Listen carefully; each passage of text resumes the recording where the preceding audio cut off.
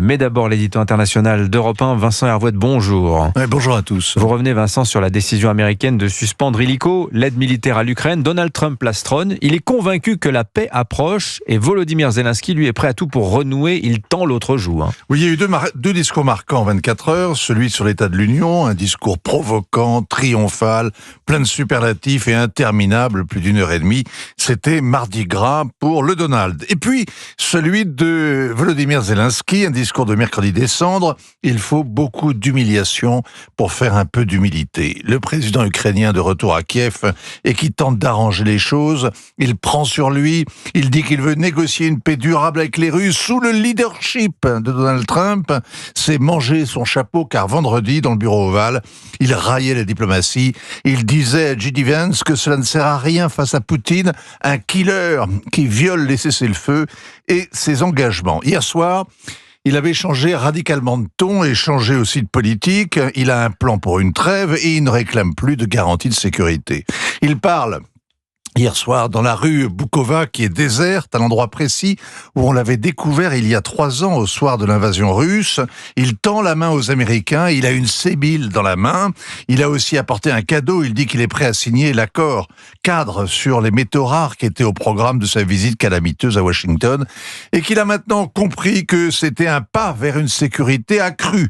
Bref, il fait allégeance, il va à Canossa comme l'empereur germanique s'humiliant devant le pape pour sauver son trône il y a juste 1000 ans.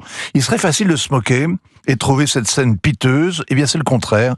Il y a de la noblesse à assumer sa faiblesse, à admettre le rapport de force, c'est-à-dire la dépendance de l'Ukraine, et à trouver ainsi la force d'aller de l'avant, comme dit Zelensky. Et le rapport de force, c'est la décision de Donald Trump de suspendre l'aide militaire américaine. Oui, décision abrupte, exécution immédiate, le lâchage en pleine bataille, les trains qui livrent l'armement ne roulent plus. Si l'armée ukrainienne a des stocks, eh bien, les pieds détachés feront rapidement défaut. Et le pire est peut-être à venir. Le renseignement fourni par le Pentagone, qui est vital, Starlink qui assure les transmissions, l'armée ukrainienne ne peut se passer des Américains.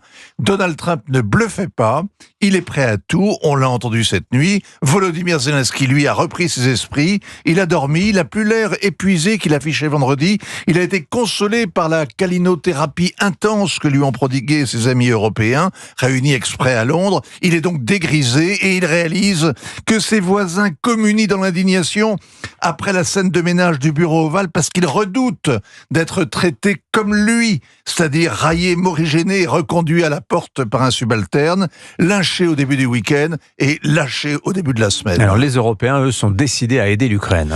Oui, on a entendu les déclarations martiales des pays qui n'ont pas l'intention de se battre, les spéculations sur la défense européenne qui n'existent pas. On a admiré enfin les 800 milliards brandis par Ursula von der Leyen, autant que le budget du Pentagone. Ça impressionne, mais ça réduit à la cuisson. Quand on regarde dans le détail, le reliquat du fonds de relance permet de lever 150 milliards et tout le reste serait à la charge des États qui n'auraient plus à respecter la règle de 3% de déficit. La vérité crue ce matin, c'est que l'Ukraine et son président sont seuls au monde et qu'ils doivent se faire très humbles. Signature Europe 1, ainsi va le monde, Vincent Hervouet.